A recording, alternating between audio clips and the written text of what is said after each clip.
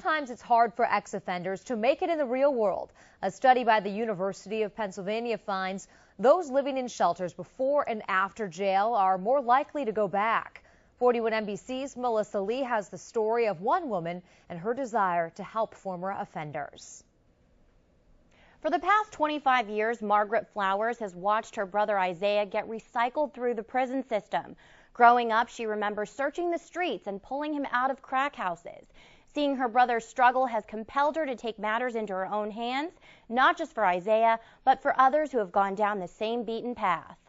He just gets despondent because he can't find work, and then what that does is put him back out on the street, into drugs, selling drugs, and then he ends right back in the system. Margaret Flowers has watched her older brother Isaiah go from prison to prison for 25 years now. And I think just one piece of me, along with many volunteers, can help fix at least part of the situation in Middle Georgia. Flowers' plan is simple. She wants to help rehab the homeless and former offenders. I want to get them connected with River Edge so they can get help in hopefully kicking the habit, and I truly want to introduce them to Christ. She's got her letters of incorporation, started the process of becoming a nonprofit, and already has a list of volunteers. There's just one problem.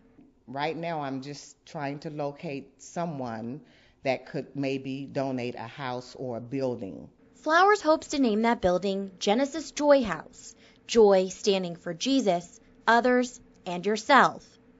A temporary home for those seeking help. I want people that are really serious about straightening out their lives and becoming productive, self-sufficient members of society. Her brother's story gave her the vision, and faith is driving her to make a difference. And in 2011, I said, I'm going to step out on faith, and I'm going to be obedient, and I am going to do what God has called me to do. Flowers knows she will face other challenges throughout the process, but believes everything will fall into place. If you don't just stand firm on God, you're going to fall back. Flowers' brother Isaiah runs a Bible study at High Desert State Prison in California and serves as an usher in church. He hopes to get parole in Georgia to help his sister run the shelter. Donations for the shelter can be made by calling 478-918-7606.